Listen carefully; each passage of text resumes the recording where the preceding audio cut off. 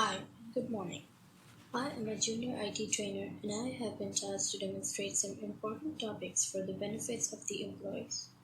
This video is a small demonstration on the important topics, which are the main functions within word processing package, how website text should be presented in academic work in order to avoid plagiarism, the main functions of spreadsheet, and the types of formula applied to data in a worksheet.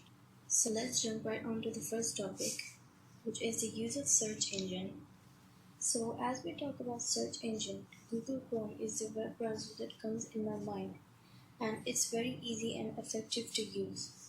So to open a web browser, I'm just going to click on the web browser that I wish to use. So what I'm going to do is, I'm just going to click on images, and as you can see that it takes me to Google Images. And now I'm just going to type in a topic,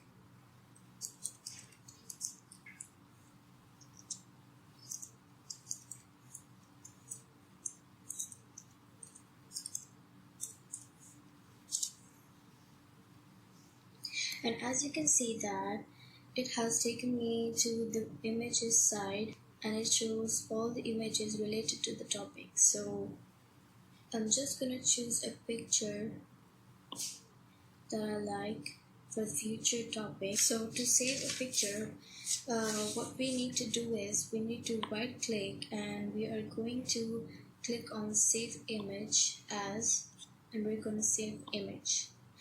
So the image is saved, and now if I'm going to click on videos, it will take me to the videos future of the topic related to the topic. And as you can see that there are all the videos related to the topic. So that's not the main topic. The main topic for today is to change to a different search engine. So that's what we're gonna do. So I'm gonna type Bing,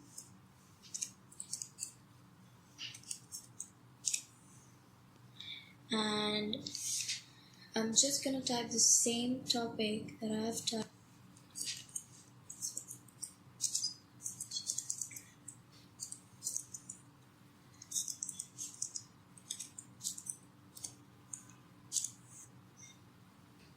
And as you can see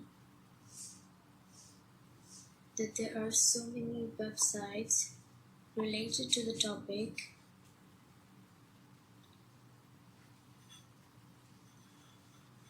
And I'm just gonna click on the website that I prefer.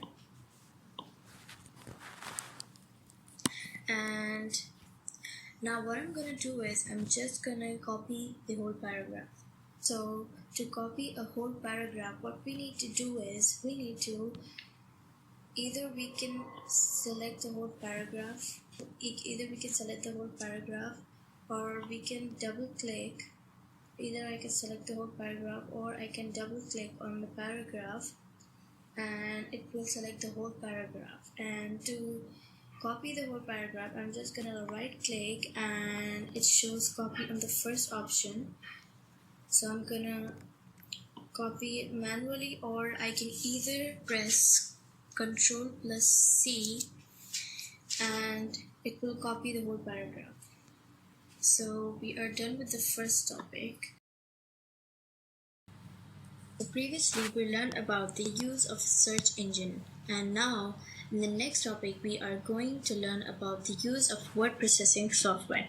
So what is a word processing software? It is a complex program which is used by people for a variety of functions, which is business people writing memos and reports, students taking notes in class, home users writing informal or formal correspondence, etc. So let's get started.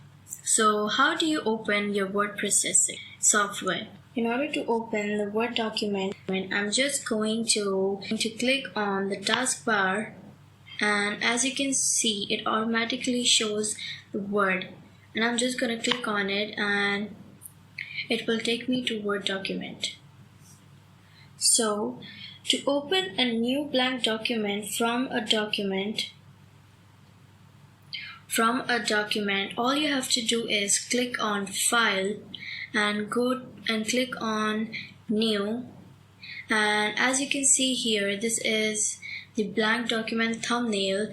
We're just going to click on it and it takes me to a new blank document, and you can start your work right away. So how do you paste a paragraph on a Word document? To paste a paragraph on the Word document, what I'm going to do is I'm going to right click and I'm going to choose the paste from the option that appear, and as a shortcut key I can also use Ctrl+V, and as you can see that it has pasted the paragraph that I have copied from the previous topic.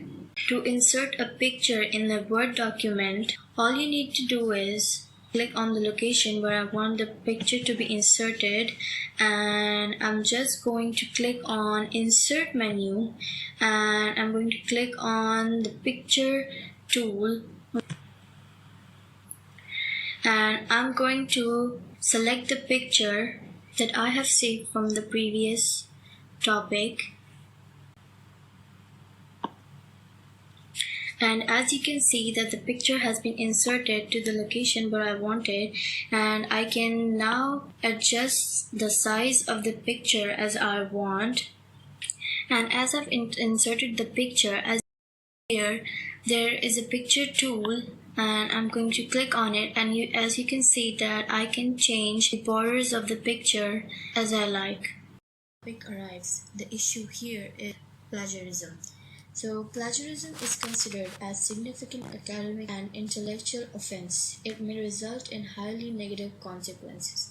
So in order to avoid plagiarism, what I'm going to paraphrase and add some synonyms to make it look like my own. So, and if you would like to see how I do it, then please keep on watching, or else you can fast forward the video.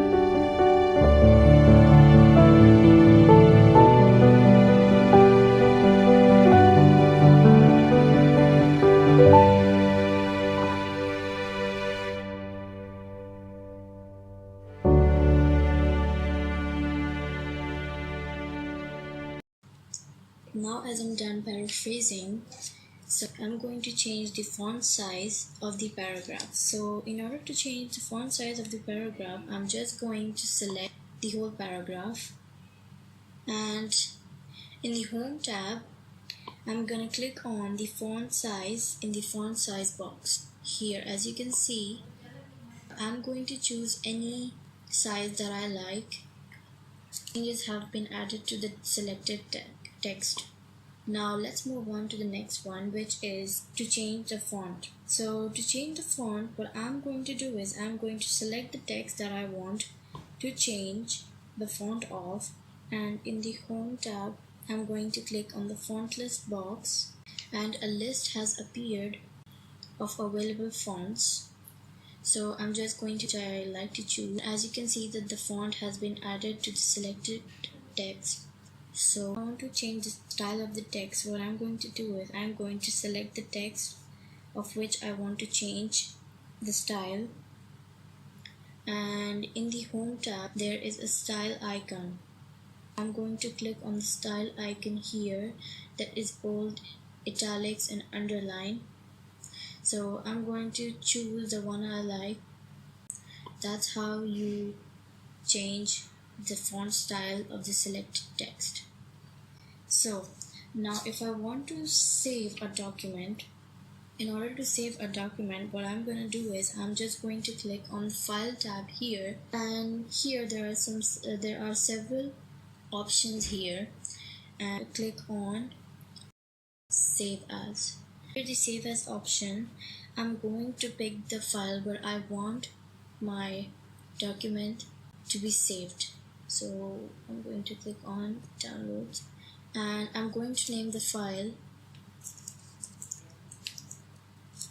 and my Word document will be saved. Now if after saving, if I want to close the document, in order to close the document, what I'm going to do is I'm going to click on this gray X button in the utmost right which says close, and I'm going to click on it, and the Word document will be closed.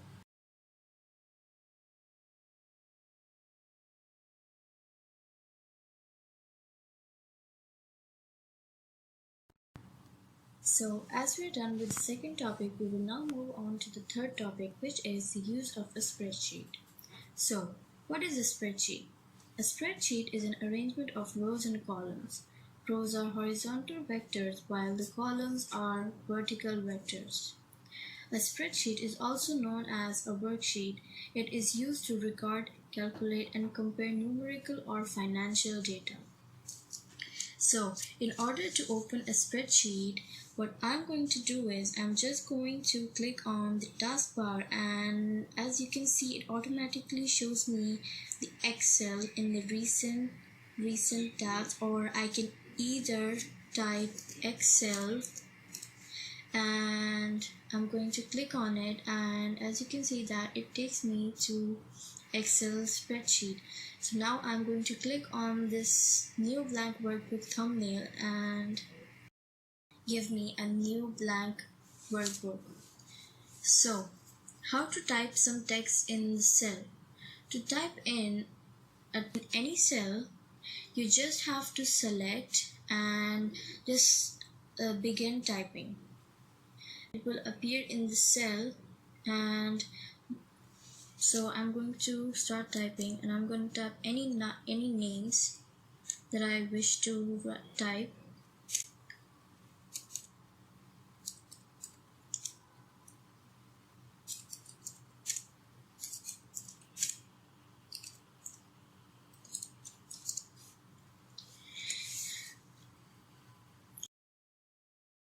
And I'm also going to type some numbers in the adjacent cell.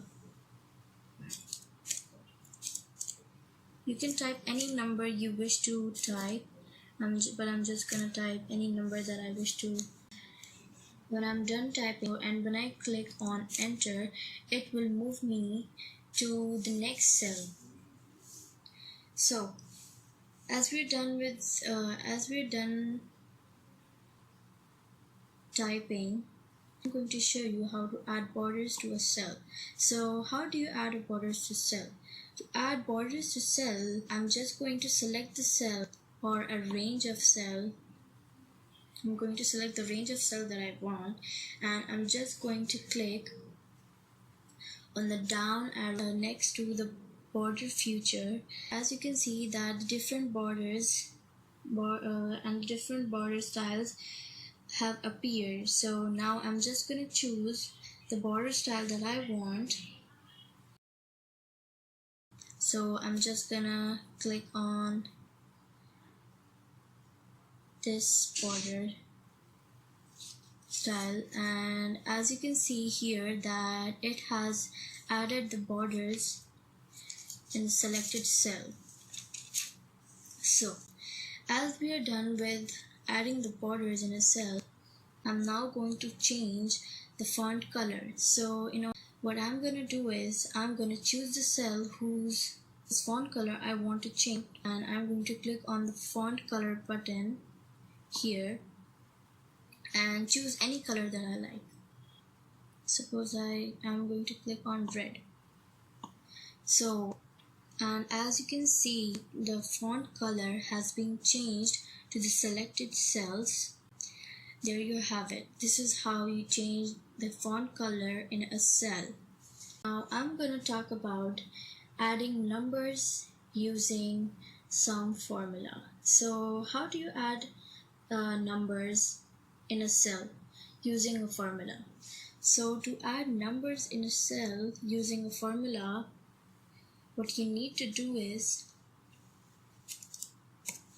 select the cell, and now I'm gonna type equal sign, and I'm going to type SUM, sum. Now I'm going to select the number that I want to add, and I'm going to type this, and as to typing bracket, it shows me the formula of sum. So now I'm going to choose any number that I want to add, and I'm just gonna click enter, and as you can see that it has added up all the selected numbers that I wanted to add. So there you have it. This is how you add numbers in a cell. So how do you divide numbers in a cell? Divide numbers in a cell.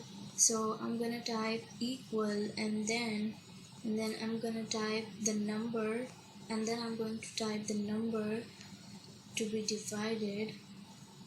Suppose I'm going to divide 32, and I'm just gonna type / and I'm going to select the number that is divided by 32,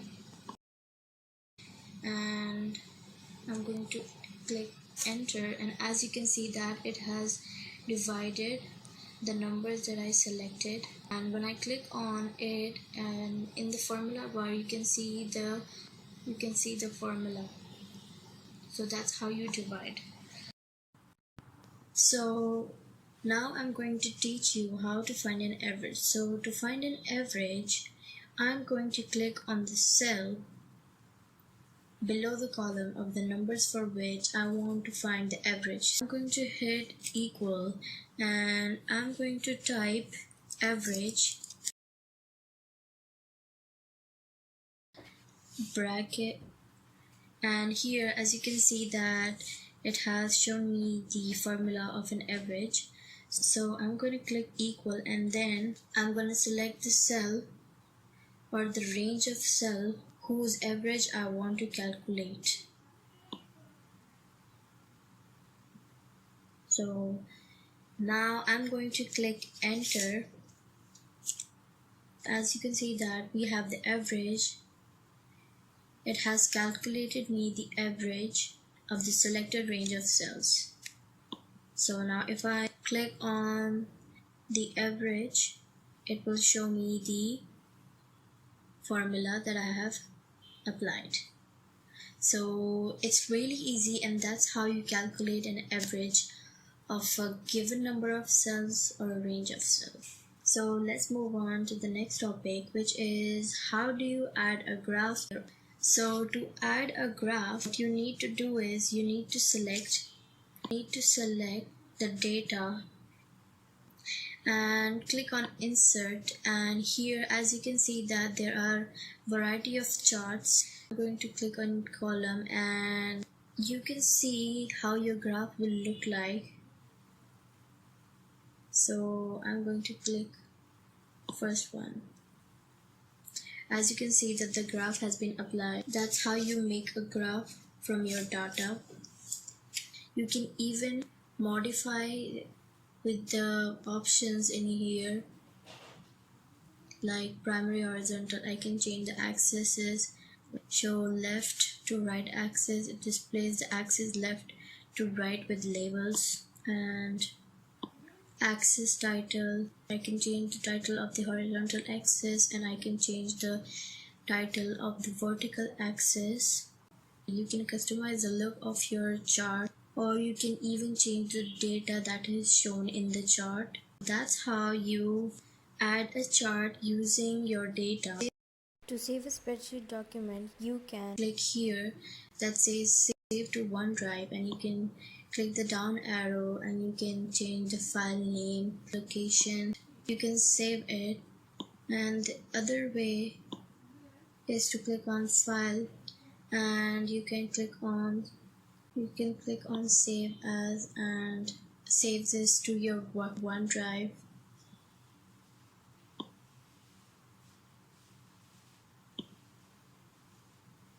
So that's how you save a document. And now to close the document, I'm just going to go the extreme right and I'm just going to click on this X which says close. So I'm going to click on it and the document will be closed. As we're done with the third topic, we will now move on to the next topic, which is the last and the fourth topic of this session. So in this topic, we are going to talk about use of PowerPoint presentation. So how do you open a PowerPoint presentation? In order to open a PowerPoint presentation software, I'm going to click on the taskbar here, and as you can see that it showed me the PowerPoint software icon here in the taskbar. Or what I can do is I can go to the start button and I can right click and I can click on, I'm going to click on search, and on search I will type PowerPoint, and as you can see it will take me to PowerPoint. You can see that the PowerPoint presentation software is open, and to open a blank presentation I'm just going to click on this blank presentation thumbnail, and as you can see that the blank presentation has been opened. So I can either start adding text from here. I will first open a new slide. So to open a new slide, what I'm going to do is I'm going to click on new slides, and it shows me a variety of options here. So I'm just going to click on blank to show you how to add text. So to add text, what I'm going to do is I'm going to click on insert, and in the insert tab there is a text box. I'm just going to click on text box, and I'm going to add the text box in the, I'm going to locate the area in the slide where I want to insert the text box. I'm going to locate here. I'm going to start adding text, and again clicking on text box to add another text. So you can add text,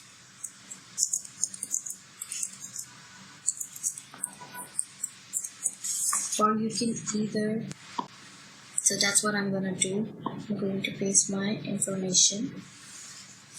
So here is my information, and so now let's move on to the next topic, and the next topic is about adding a graphic in the slide or adding a picture in a slide. So in order to add a picture in a slide, first going to click on the slide to which I want to add my picture, and then I'm going to click on the insert tab, and in the insert tab here as you can see that there is a picture icon, and I'm going to click on it, and now I'm going to choose the picture that I want.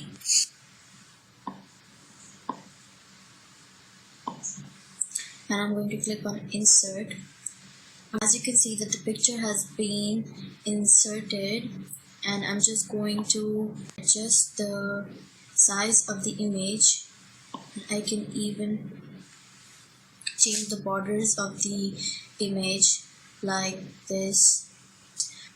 And if I want to duplicate, now I want to duplicate a slide. So to duplicate a slide, I'm just gonna select the slide that I want to duplicate, and I'm just going to right click, and as you can see that there is a duplicate slide option, and I'm going to click on it. And as you can see that the picture has been duplicated, and the duplicate slide is inserted immediately after the original one. So that's how you duplicate a picture. So after this, we are going to learn about how to create animations in a PowerPoint. So to create animations in a PowerPoint, I'm going to select the object that I want to animate. Suppose I want to animate this picture. So I have selected the object, and then I'm going to click on animations, and I'm going to click over the animation. And as you can see, as I click on each animation style, you can see the pictures.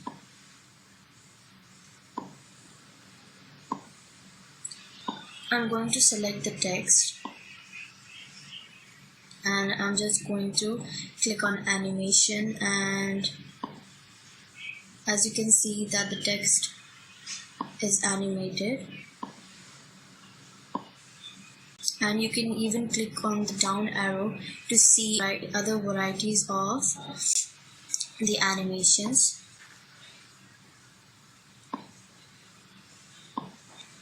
As you can see that as I click on the animation, click on any one of them,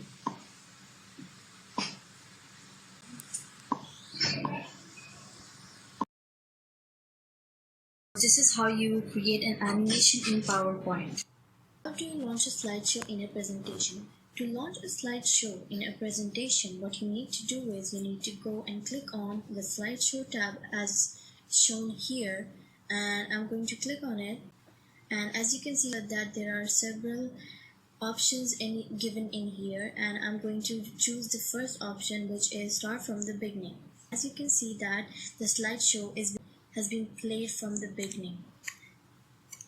So that's how you launch a slideshow. And the other way to launch a slideshow is by clicking on the start from the beginning command here on the quick access toolbar, and it will start the slideshow from the beginning. So that's how you launch a slideshow. Now if I want to save this presentation, what I'm going to do is I'm going to go and click on the file tab here, and as you can see that there are several options in here, and I'm going to click on save as, and under the save as I'm going to pick the file where I want to save my presentation. Suppose documents. So in this document, I'm going to fill in the file name. I'm going to click on save. So now my presentation has been saved. So as my presentation has been saved, now if I want to close this presentation, in order to close the presentation, what I'm going to do is I'm going to go and click on file again, and in these several options there is a close option. So I'm going to click on close, and my presentation will be closed. And the other way to close presentation is by clicking on this X, which is at the utmost right. Presentation will be closed. Hi, so today I'm going to talk about some softwares and their functions. And so the first software is word processor. So what is word processor? Microsoft Word is an extremely diverse program which people use for a variety of purposes, such as ranging from business people drafting memos and reports, students taking notes at school, and marketers designing flyers and banners for events. So, what are the main functions of word processing software? Main functions of word processing software are text formatting. So, what is text formatting? What comes under text formatting? Text formatting means changing the font in a Word document and changing the font size in a Word document and changing the font style in the Word document. So editing is a document that is edited by inserting text, replacing words, adding spellings and grammar errors, or editing by using tools such as find, replace, undo, redo, or copy and paste. These are some of the shortcut keys here that are used to edit. And the next is saving.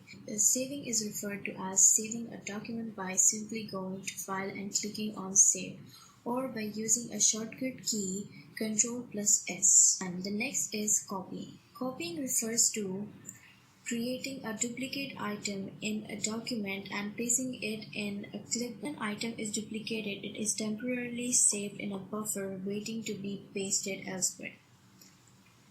And text manipulation. Text manipulation can be described as the ability to type words, sentences, and paragraphs in a variety of ways. So, alignments. What are alignments? Alignments talk about the presentation and placement of the edges in a paragraph. There are four main types of alignments. There are left aligned text, which are plotted with left edge, right aligned text are plotted with the right edge, and centered text, they are placed in the center between the two edges.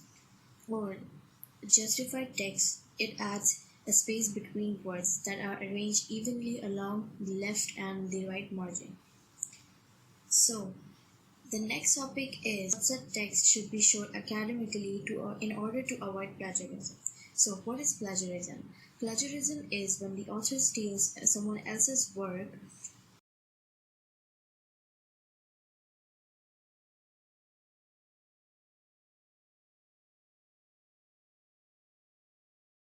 without their consent.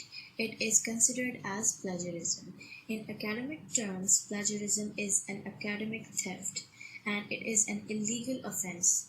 There may be serious consequences for an author. A career can be negatively affected by it.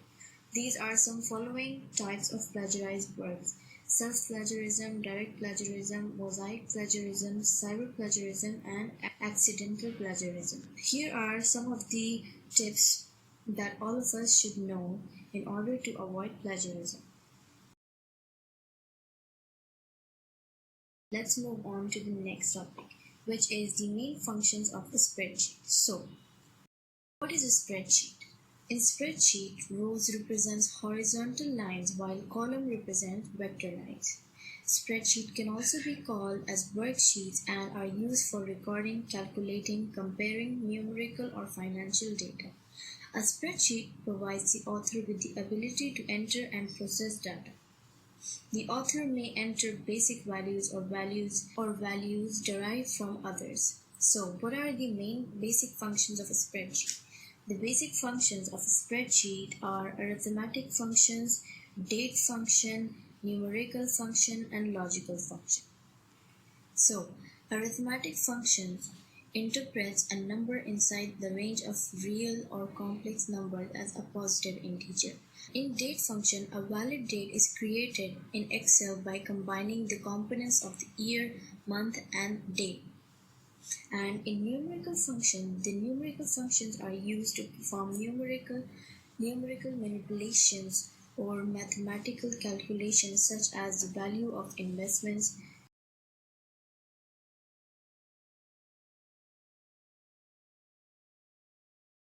income calculations, etc. And in logical functions are utilized in spreadsheets to check whether a situation is true or false. Depending on the results of the test, the author then elects to try and do one thing or another. So, what are the types of formula that are applied to data in a worksheet? So, what is a formula? An expression that calculates the estimated amount of a cell or a range of cells is called a formula. It is important that every formula should begin with an equal sign. So, addition and subtraction are performed with simple formulas, and algebraic expressions are calculated using advanced formulas. The following is a list of most common spreadsheets formula. So, the first is sum formula. The sum formula is most used in Excel. In this formula, the values from a given range are added together. There is an example given with a picture so that people can understand better. The next is average formula. Using the average function in Excel, the author can calculate a distributed average, that is the arithmetic mean of a set of numbers. So what is the formula of average? Formula of average is equal to average number 1 and number 2, etc. So the next formula is the count formula. Count formula is a range containing only numerical values is counted with the count function. The count formula is very similar to the sum formula, as it counts the total number of anything that the author desires. So the formula is equal to count bracket value 1 and value 2. The examples have been given below. The next is the subtract formula. The subtraction formula is used to subtract two or more numbers in a cell where the author wants the results to appear. To do this basic formula, just use the minus sign after entering the cell. So the formula is equal to the value 1 subtracted by value 2, and the examples have been given below. The next is the divide formula. To divide numbers in a cell, the author's formula should start with an equal sign and use the / operator needed for the calculation.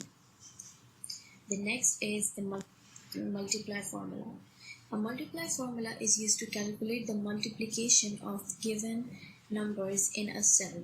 Multiplication can be performed by the asterisk or by using product. And the next is the VLOOKUP formula. VLOOKUP formula returns the matching value from another column based on the value specified in the author's formula. It can also be used to search a specific name, roll number, or a phone number. The formula has been given below.